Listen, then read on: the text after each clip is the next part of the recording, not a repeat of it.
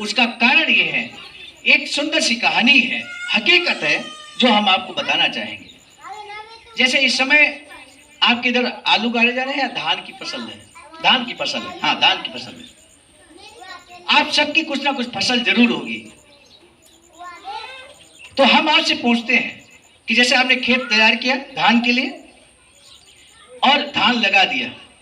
अब जब धान लगा दिया आपने, हालांकि उससे पहले भी बहुत काम आपने किया, आपने पेड़ बोई होगी या खरीदी होगी, उसके बाद फिर धान लगवाए होंगे पानी लगाकर। धान जब लग गया और थोड़ा उसमें किल्ला निकल आया नया, उसके बाद आप सभी से एक प्रश्न है कि आप उस धान की फसल को महीने में देखने कितनी बार जाते हैं? सम्मानित साथियों, नमो बुद्धाय, जय भीम। आज आवाज का चलो गांव की ओर कार्यक्रम का आयोजन बहुत शानदार ढंग से मिरवन मेहरा में किया गया, जो कि ब्लॉक उमरदा जनपद कन्नौज में पड़ता है। हम बात कर रहे हैं 19 अक्टूबर 2025 की, जब आवाज का चलो गांव की ओर कार्यक्रम में आवाज का कन्नौज की टीम में मैं स्वयं सर्वजित आर्य, जिला अध्यक्ष अखिल भारतीय अनुसूचित जाति जनजाति कर्मचारी कल्याण एसोसिएशन, तत्पश्चात आदरणीय रोहित कुमार गौतम जी, बहुजन बोध समाज संघर्ष समिति जनपद कन्नौज जिला अध्यक्ष, साथ ही साथ आदरणीय रामनरेश गौतम जी, जिला कोषाध्यक्ष आवाज का कन्नौज, और भीम आर्मी जय भीम के पदाधिकारीगण में खासकर जिला अध्यक्ष आदरणीय अजीत सिंह आजाद जी, आदरणीय राम सेवक दोड़े जी अपनी गरिमामय उपस्थिति देने यहाँ पर पहुँचते हैं। इस कार्यक्रम के मुख्य प्रेरक या यूँ कहें कि मुख्य कार्यक्रम व्यवस्थापक, इस मीटिंग को संयोजित करने वाले परम आदरणीय प्रशांत बौद्ध जी, जो कि कथावाचक भी हैं और एक शिक्षक भी हैं, समाजसेवी भी हैं। हो जाए, हम सम्मान की जिंदगी, स्वाभिमान की जिंदगी जिएंगे। और ये बात उनको हजम नहीं होती, इसलिए वो मूर्ति तोड़ते हैं। इसलिए कभी बाबा साहब की हाथ तोड़ देते हैं, कभी गर्दन तोड़ देते हैं, कभी कुछ तोड़ देते हैं। इसलिए नुकसान पहुंचाते हैं बाबा साहब की मूर्ति को। उसी विचारधारा को हम लोग समझने की कोशिश करें कि आखिर बाबा साहब ने हमको दिया क्या है।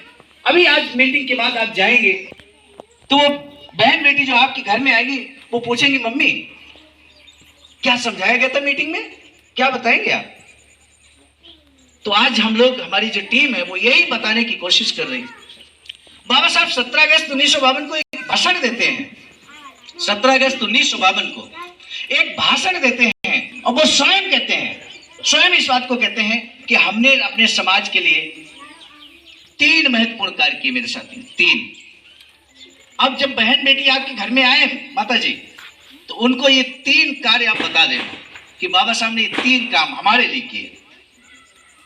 जल्दी तौर पर अगर अभी हम आपसे पूछे कि बाबा साहब ने क्या किया आपके लिए, तो हो सकता है आपके मन में ये आए, आप ये कह दें कि साहब आप तो प्रिंसिपल हैं, आप तो नौकरी कर रहे हैं, रामनरेश गौतम जी अभी कहीं गए तो वो आरक्षण मिला, रोहित गौतम जी नौकरी कर रहे हैं, पढ़े लिखे, इनको आरक्षण से नौकरी मिल गई। अजीत सिंह जी बाबा साहब अंबेडकर मिशन को समझ गए, जन जन को जगाने का, समाज के बीच उनके दुख दर्द मुसीबत को समझने का, बांटने का प्रयास कर रहे हैं और दूर कर रहे हैं। तो आप ये कह सकते हो कि साहब आपको तो मिला है, आप प्रिंसिपल बन गए, हमें क्या मिला, हम तो पढ़े लिखे नहीं हैं, हम तो मजदूरी करते हैं, खेती करते हैं, माता मैंने कहे हम तो घर में रोटी बनाते हैं, हमारे लिए बाबा साहब ने क्या दिया? तब मेरे साथियों बाबा साहब स्वयं इस बात को कहते हैं 17 अगस्त 1952 को।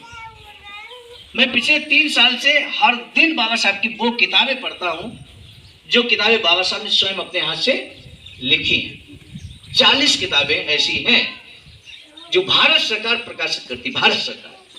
उन किताबों को हम पढ़ रहे हैं और उस आधार पे हम आपको बता रहे हैं। बाबा साहब 17 अगस्त 1900 कि हमने अपने समाज के लिए 3 काम किए मेरे साथियों। 3 काम रट के याद करके जाइएगा यहां से। तब बाबा साहब पहला काम बताते हैं कि हमने अपने समाज के अंदर ज्वलंत स्वाभिमान पैदा किया। अपने समाज के अंदर ज्वलंत स्वाभिमान पैदा किया। और बाबा साहब इस बात को कहते हैं कि ज्वलंत स्वाभिमान, पास में ही एक गांव है जलगांव, जलगांव का उदाहरण देते हैं। एक बात, जलगांव है जलगांव, जलगांव का उदाहरण देते हैं बाबा साहब और कहते हैं जलगांव में जो अपने लोग हैं वहां एक ब्राह्मण भोज होता था, ब्राह्मण भोज होता था और हमारे समाज के लोग भी वहां जाते थे, हमारे समाज के लोग भी उस ब्राह्मण भोज में जाते थे। लेकिन हमारे समाज के लोग जानते कहां इकट्ठा होते थे? जहां पर जूठी पतले फेंकी जाती थी। हम सब लोग, हमारे समाज के लोग, माताएं बहनें, ये सब लोग जाते थे और जूठी पत्थर जहां डाली जाती थी, वर्तमान में जहां कुत्ते इकट्ठा रहते थे वहां अपने समाज के लोग इकट्ठा रहते थे, इस उम्मीद में कि जब कब जूठी पत्थर आए, यहां डाली जाए, हम उठाएं, उसको चाटे, खाएं और इसके बाद जमा करें ढेर सारी, अपने बच्चों के लिए ले जाए जो बचा हुआ भोजन। ढेर सारी जूठी पतले बीन वहां से उठाकर अपने घर ले जाते थे, अपने बच्चों को वो जूठी पतलों से भोजन कराते थे। ये स्थिति, ये निम्न स्थिति इस उन ऊपर वाले लोगों ने, अभी बताएंगे अजीत जी ऊपर वाले लोग कौन है, ऊपर वाले लोगों ने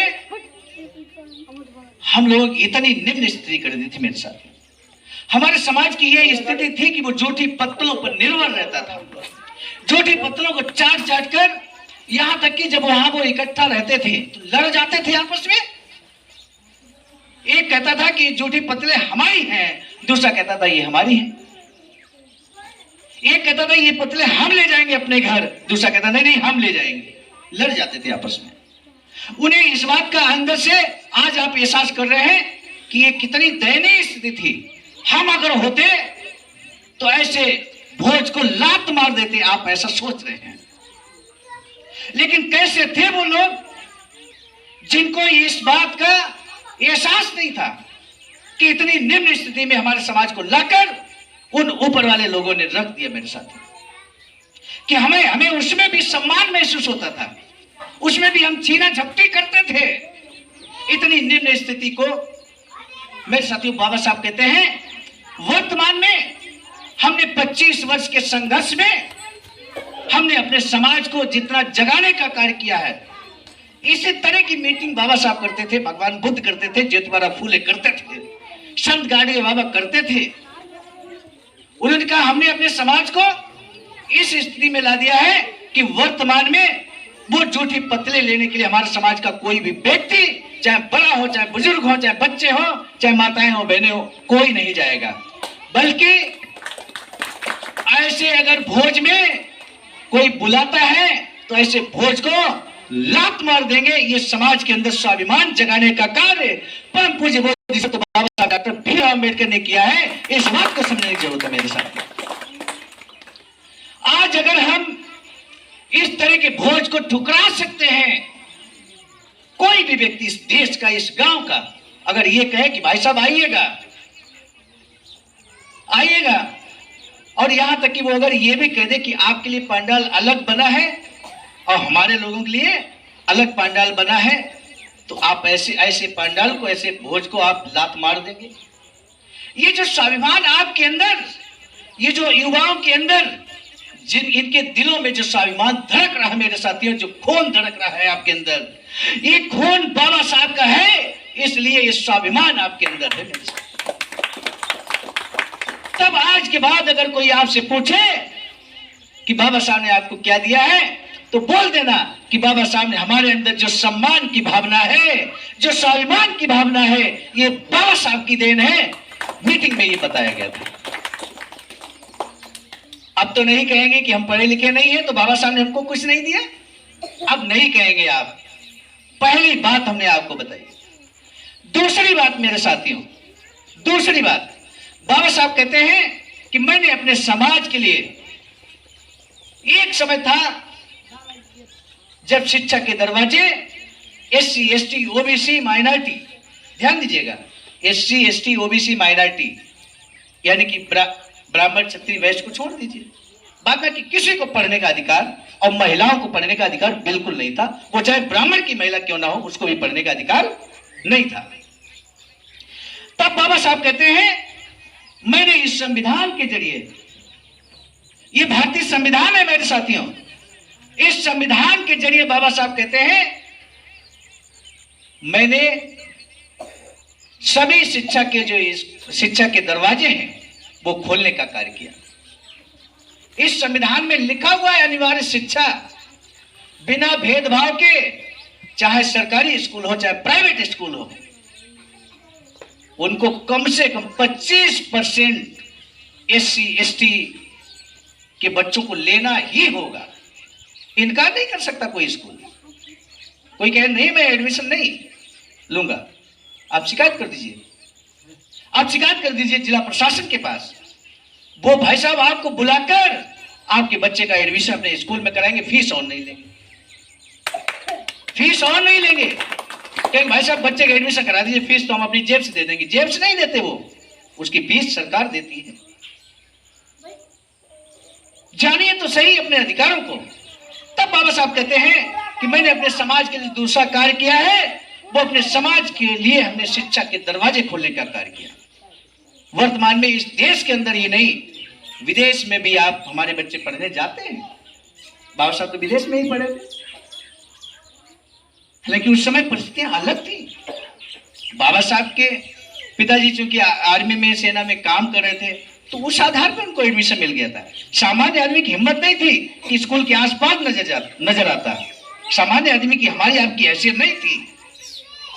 वो उस हैसियत की वजह से, और जितने महापुरुषों की फोटो लगी है इसमें से अधिकांश कोई तो तथागत बुद्ध के पिता राजा थे, राजा शुद्धोधन।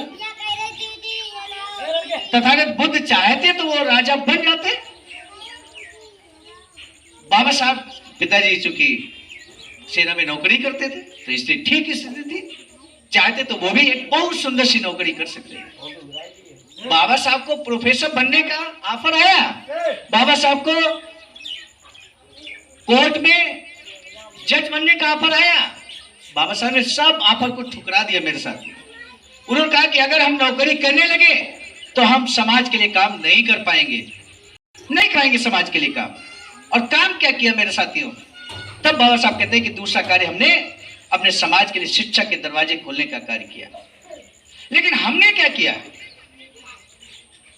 आखिर क्यों आज भी हमारे बच्चे, हमारे समाज के बच्चे, SC ST OBC माइनॉरिटी के बच्चे, आखिर क्यों कुछ बच्चे कक्षा 8 में पढ़ाई छोड़ देते, कुछ कक्षा 12 में पढ़ाई छोड़ देते, कुछ थोड़ा आगे जाकर पढ़ाई छोड़ देते?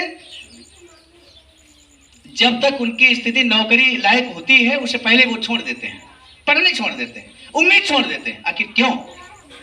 उसके पीछे एक कारण है, उसके पीछे एक कारण है। आज यहाँ 15-20 लोग हैं, हम आपको बताएंगे, इस बात को आप आगे बढ़ाएंगे। गांव में इतने ही लोग तो है नहीं, बड़ी संख्या में है, आपके नाते रिश्तेदार हैं। यहां से जो बातें आपके समझ में आ जाएं, आपके दिलो दिमाग में बैठ जाएं, इस बात को अपने तक सीमित नहीं रखना है। मेरे साथियों, अगर जो चीज हमें समझ में आ गई, हमने बाबा साहब किताब पढ़ा, किताब पढ़कर हमें कुछ बातें समझ में आई, अगर वो हम अपने तक सीमित रखते तो हम आपके गांव नहीं आते। आज पिछले हम जयपुर नहीं जाते, पिछले 3 महीने से हम लगातार गांव-गांव जा रहे हैं, हर संडे को हम नहीं जाते। हमारे अंदर जो दर्द है वो ये इतना है कि बाबा साहब ने जो कुछ भी कहा है उसमें से कुछ अंश तो हम आपको बताएं, ताकि हम लोग, हमारे बच्चे बाबा साहब जैसे बन के दिखाएं, बड़े अधिकारी बने, बड़े राजनीतिज्ञ बने, बहन मायावती की तरह, मानवर कांशीराम साहब की तरह हमारे बच्चे आगे जाकर देश के, प्रदेश के मुख्यमंत्री, प्रधानमंत्री बने। क्या हम लोगों की इच्छा नहीं होती?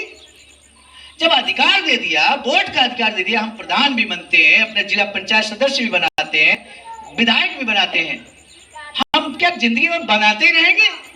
क्या हम अपने बच्चों को नहीं बनाएंगे? ये जो भावना है, इस बात को हमने समझा, हमारी टीम के लोगों ने समझा, इसलिए आपको बताने के लिए, वो बीज डालने के लिए हम लोग आए आपके बीच। तब बाबा साहब कहते हैं कि दूसरा कार्य जो हमने शिक्षा के दरवाजे खोलने का कार्य किया, लेकिन फिर भी हमारे बच्चे उस लेवल पर शिक्षा को प्राप्त नहीं कर पाते जिस लेवल पे हम लोग उम्मीद करते हैं। क्यों? आखिर क्यों? उसका कारण ये है, एक सुंदर सी कहानी है, हकीकत है, जो हम आपको बताना चाहेंगे। जैसे इस समय आपके इधर आलू गाड़े जा रहे हैं या धान की फसल है? धान की फसल है, हाँ धान की फसल है। आप सबकी कुछ ना कुछ फसल जरूर होगी। तो हम आपसे पूछते हैं कि जैसे आपने खेत तैयार किया धान के लिए और धान लगा दिया। अब जब धान लगा दिया आपने, हालांकि उससे पहले भी बहुत काम आपने किया, आपने पेड़ बोई होगी या खरीदी होगी, उसके बाद फिर धान लगवाए होंगे पानी लगाकर।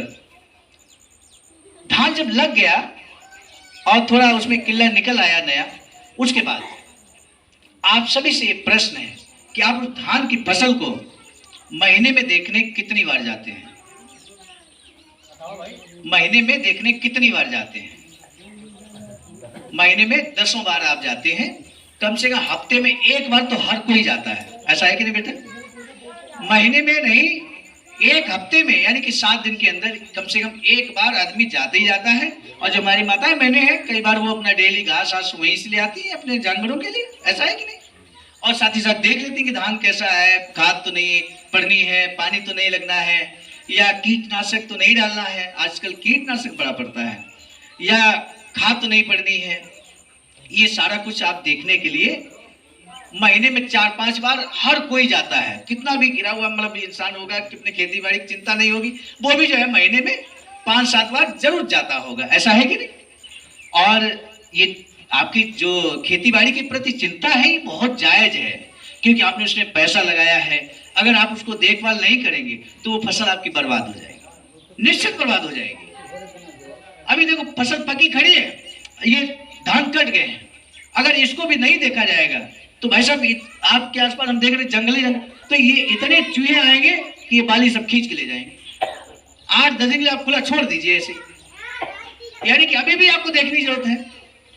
जैसे सूखेगा आप उसको जमा करेंगे, झोरेंगे, सब काम करेंगे। मेरा कहने का तात्पर्य ये है, आपकी जो चिंता है बहुत जायज है कि ये फसल जो है आपकी बर्बाद ना हो जाए। 3-4 महीने की आपकी मेहनत है जो बर्बाद हो जाएगी अगर ध्यान नहीं रखेंगे। तो हम आपसे एक प्रश्न करते हैं, इस फसल की आपको बड़ी चिंता है जो 3-4 महीने में तैयार हो जाती है पककर, और वो आपके घर पे आ जाती है, उसको बेच लेते हैं या खाने के लिए रख लेते हैं स्वच्छ। एक फसल और भी तो आपकी है, एक फसल और भी आपकी है जो आपकी जिंदगी संवार सकती है। अगर वो फसल बर्बाद हो गई तो आपकी जिंदगी बर्बाद हो जाएगी। वो फसल आपके बच्चे होते हैं। माँ बाप के लिए सबसे बड़ी फसल अगर कोई है तो वो उनके बच्चे हैं। अब प्रश्न हम आपसे करते हैं, अगर आपके बच्चे स्कूल जाते हैं, जैसे आप धान लगाकर जिस दिन आए थे उसके अगले दिन देखने गए होंगे, एक हफ्ते में एक बार गए होंगे, लेकिन जब आप अपने बच्चे को स्कूल में एडमिशन करा देते हैं उसके बाद महीने में कितनी बार देखने जाते हैं? हम हफ्ते की बात नहीं कर रहे हैं, एक बार भी नहीं जाते। मेरे साथियों, यहीं पे हम लोग गलती करते हैं, यहीं पर हम लोग गलती करते हैं। जब हम महीने में एक बार भी अपने बच्चों को देखने नहीं जाते, ये पूछे नहीं जाते कि गुरुजी हमारा बच्चा पढ़ रहा लिख रहा कि नहीं पढ़ रहा है, कोई कमी बेसी तो नहीं है कापी किताब की पेन की? अगर कमी बेसी हो तो हमको बताइए है, हम बाप हैं, हम माँ हैं बच्चे की, हम उसकी पूर्ति करेंगे। कभी आपने पूछा?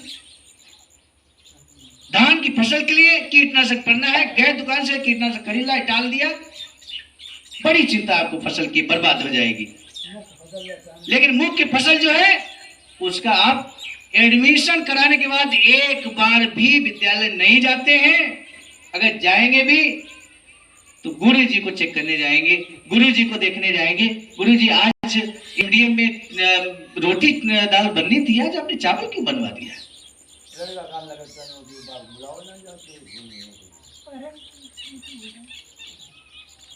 फसल जो धान की फसल है,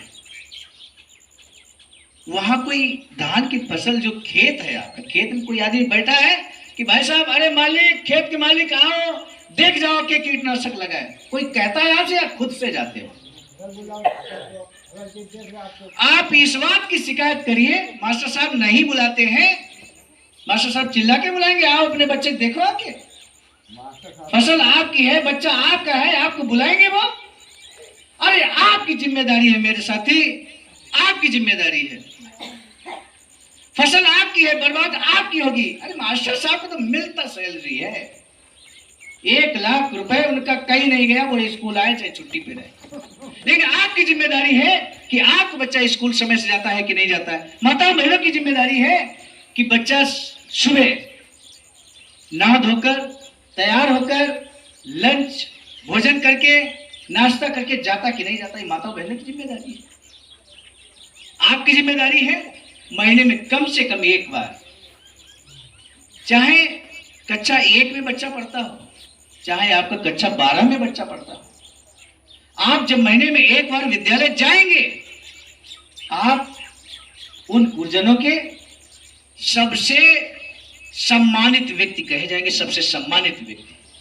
मैं प्रधानाचार्य समझता हूं ना, मुझे तो आप ये नहीं कह सकते ना कि भरमा नहीं सकते आप कि मास्टर साहब नहीं बुलाते, हम बुलाएंगे नहीं आपको, आप खुद से जाना होगा।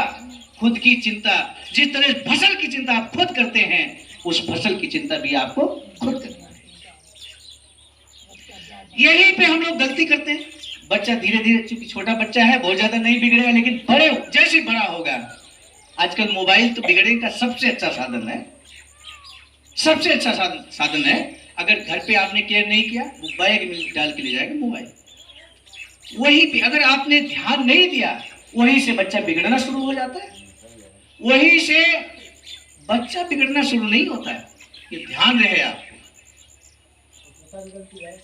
ये नीम का पेड़ खड़ा है मेरे साथियों, नीम का, और इधर ये छोटे छोटे पौधे खड़े हैं, उसमें से एक पौधा छोटा सा, मान लीजिए बबूल का है, उसमें अभी हम एक रस्सी बांध दें, एक डोरी बांध दें और उसको खींचकर इधर कहीं बांध दें, इधर खिड़की में, उधर खिड़की में, या इस नीम की डाल में ऐसे खींच के बांध दें, तो वो पेड़ जो अभी सीधा जा रहा है वो ऐसे टेढ़ा हो जाएगा, और वो धीरे धीरे अब टेढ़ा ही चलेगा। अब वो सीधा नहीं हो सकता क्योंकि रस्सी बंधी है, वो टेढ़ा जाएगा और टेढ़ा ही मतलब बड़ा होता चला जाएगा, मोटा होता चला जाएगा। एक समय ऐसा आएगा जब इतना मोटा हो जाएगा वो, है ना, तो वो टेढ़ा पेड़ जाएगा। अब जब वो टेढ़ा पेड़ हो गया, मान लीजिए ये पेड़ उधर टेढ़ा हो जाता है, तो आपका ट्रैक्टर नहीं निकल पाता, आपकी मोटरसाइकिल नहीं निकल पाती, तब आपको परेशानी होती कि अरे कहां से इसको समय से हमने सीधा कर दिया होता। ठीक इसी तरह से हमारे बच्चे होते हैं, अगर उनको हमने छोटे से देखभाल नहीं की मेरे साथियों, तो वो अगर टेढ़े जा रहे हैं तो वो टेढ़े जाएंगे। अब इस पेड़ में आप एक नहीं, हम कहते 50 रस्सी बांध दो भाई साहब, ये डाल इधर को टेढ़ी है, इसे 50 रस्सी बांध दो, 50 लोग मिलके खींचो और इधर बांध दो जाके। ये डाल टेढ़ी है तो टेढ़ी रहेगी, सीधी नहीं होगी। ठीक इसी तरह से हम यहीं पर गलती करते हैं, हम बच्चे को बड़ा होने देते हैं और वो गलत कर रहा है उसको माफ करते रहते हैं, ध्यान नहीं देते, स्कूल नहीं जाते, या उसके स्कूल दूर है, वो रास्ते में कहाँ जाता है, मार्केट जाता है, स्कूल जाता कि नहीं जाता, ये जब चिंता नहीं करते, और जब हम बूढ़े हो जाते हैं, बच्चा हो जाता बड़ा जवान, और जब वो आपको गालियां देना शुरू करता है, जो आपको उठा उठा के पटकना शुरू करता है, तब आपको याद आती कि काश हमने बचपन में इस बच्चे को सुधार लिया होता। ये गलती हम अपने बच्चों के साथ करते हैं। यही दर्द है मेरे अंदर कि हमारे समाज के लोग ऐसा क्यों नहीं समझते, क्यों नहीं अपने बच्चों को इस तरह से केयर करते जिस तरह से वो ऊपर वाले लोग करते हैं। वो लोग करते हैं। अभी दीपावली का त्योहार है, हमारे आपके बच्चे सब आ गए होंगे या आ रहे होंगे, अगर बाहर पढ़ते हैं तो उनके बच्चे वो विदेश में पढ़ रहे हैं, उन्होंने समझा दिया होगा बेटा पढ़ाई पे ध्यान दीजिए। ये त्योहार यार तो गुलामी के प्रतीक हैं, गुलाम बनाए रखने के प्रतीक हैं, सही मायने में देखा जाए। उलझे रहो इन्हीं चीजों में आप। अगर सही से त्योहार मनाया जाए साहब, तो महीने में आपका एक दिन 2 दिन, मतलब 1-2 त्योहार जरूर पड़ ही जाए, अगर सही से आप मनाए। अरे पूर्णमासी पड़ती, अगर आप सही से मनाओ तो आप हर पूर्णमासी को गंगा नहाने जाओ, हर अमावस्या को आप गंगा नहाने जाओ, हर बृहस्पतिवार को व्रत रहो, हर सोमवार को व्रत रहो, मंगलवार को बाल नहीं कटवाओ, बुधवार को, शनिवार को हाँ शनि देवता चढ़ बैठेंगे, तुम्हें खा जाएंगे। हमारे समाज को इस तरह की बाहियात चीजों में उलझा कर रखा गया मेरे साथियों। हम चाहते हैं और इतने महापुरुषों ने यही चाहा है कि हमारा समाज इन जो कुरीतियों के अंदर घुसा पड़ा है इससे बाहर निकले और उस सही बात पे ध्यान दें जिससे आपका भविष्य बदलने वाला है। भविष्य आपका आपके बच्चे ही बदलेंगे अगर वो पढ़ लिख गए। आप सोच लीजिए, आपने 20 साल अगर उन पे मेहनत कर ली, 20 साल आपने मेहनत कर ली, अपने बच्चों पर केयर कर लिया, ध्यान दे दिया, उनकी पढ़ाई लिखाई पे ध्यान दे दिया, तो 20 साल बाद उनकी जब नौकरी लगेगी 1-1.5 लाख रुपए का बेटा बनेगा, बेटी बनेगी। और जब 1.5 लाख आपके घर में आएगा तो बताओ ये स्थिति वहां से बदलेगी या ऐसे फटे हाल आपकी स्थिति बदलेगी? तो इसलिए मेरे साथियों हम आपको बता दें, आज हम अगर गांव-गांव जा रहे हैं तो ये जो पाखंडवाद, ये चीज, जैसे मान लीजिए हम उसमें जकड़े होते पाखंडवाद में, तो हम तो भाई सक्षम है ना, आज मतलब सक्षम है, तो हम खुद भी जाते गंगा नहाने और अपने बच्चों को भी ले जाते हैं। गाड़ी है, अपना पूरा परिवार हमारा इसमें आ जाता है, 4-5 लोग आ जाते हैं और हर अमावस्या हर पूर्णमासी गंगा नहाने जाते, या कभी कहीं मंदिर जाते। तो बताओ हमारा पेट्रोल खर्च होता है कि नहीं होता, कि नहीं होता? वो पेट्रोल हमारा वहां से बचा, वो पेट्रोल हमने यहां लगाया, यहां शिक्षा में लगा रहे हैं। अभी हम लोग हजियापुर मीटिंग करके आए थे और वहां से एक धर्मेंद्र जी हैं, तो उनके पिताजी भाई साहब डेली शराब पीने वाले, डेली। उनके पिताजी और एक लोग और, यही उसरी की बात कर रहे हैं हम, कहीं दूसरे की नहीं। आप मतलब जाकर पता कर लेना।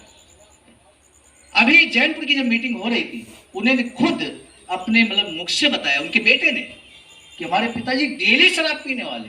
और जिस दिन हजियापुर में मीटिंग हुई, आज के लगभग 1.5 महीने पहले, आज तक उन्होंने शराब को हाथ नहीं लगाया, हाथ नहीं लगाया। बाबा हम कैसे इस आंदोलन को छोड़ दें जहां आपको इतनी बड़ी सफलता मिल रही है। यहाँ 20 लोगों में आज ये सारे युवा जितने हमारे बैठे हैं और आप लोग भी, अधिकांश लोग एक ऐसी विचारधारा लेकर जाएंगे जिस विचारधारा पे चलकर आप अपने बच्चों के भविष्य को बनाएंगे। आपके बच्चे नहीं पढ़ रहे हैं तो आप पड़ोसी को जागृत करेंगे, ये सोचे भी है, ये सोचे बगैर कि इससे हमारा कितना नुकसान है, फायदा है। अच्छा एक बात बताइए, अगर हम नुकसान फायदा सोचते तो आपके बीच कैसे आते? हम तो आपको जानते भी नहीं थे।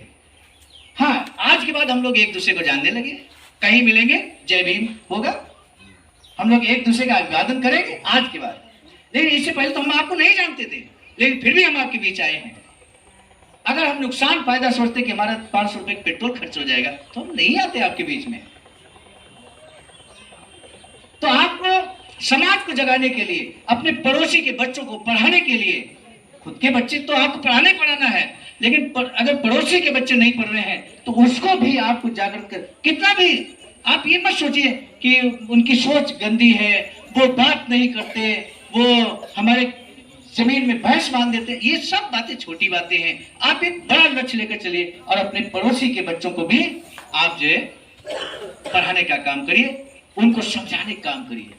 हो सकता है उनके माँ बाप से, बच्चों के माँ बाप से आपकी अच्छी न बनती हो, वो अच्छे विचार न रखते हो, आपके प्रति घृणित विचार रहे हैं, लेकिन अगर ये बच्चा आपकी सलाह से आगे बढ़ गया, मान लीजिए आगे बढ़ गया, तो भाई साहब ये बच्चा आपका हमेशा सम्मान करेगा। अच्छा, जिंदगी में किसी व्यक्ति को सम्मान मिल जाए, इससे बड़ी बात क्या है? जिंदगी में अगर किसी व्यक्ति को सम्मान मिल जाए, इससे बड़ी बात क्या हो सकती है? इससे बड़ी कोई बात नहीं होती है। अच्छा, आज के बाद अगर हम लोग एक दूसरे से परिचित हो रहे हैं आज के बाद अगर हम तिरवा में मिलेंगे या किसी गांव में मिलेंगे, आते जाते मिलेंगे, तो बताओ हम लोग एक दूसरे सम्मान की नजर से देखेंगे या घृणा की नजर से देखेंगे? सम्मानित साथियों, यदि आप हमारे इस चैनल आवाज का ऑफिशियल, जिस पर नियमित सुबह 5 बजे डॉक्टर अंबेडकर संदेश आपको मिलता है, आप हमारे इस चैनल को सपोर्ट करना चाहते हैं, तो हमारा आपसे निवेदन है कि आप हमारे इस चैनल को सब्सक्राइब कर लें, वीडियो को शेयर, लाइक, कमेंट जरूर करें।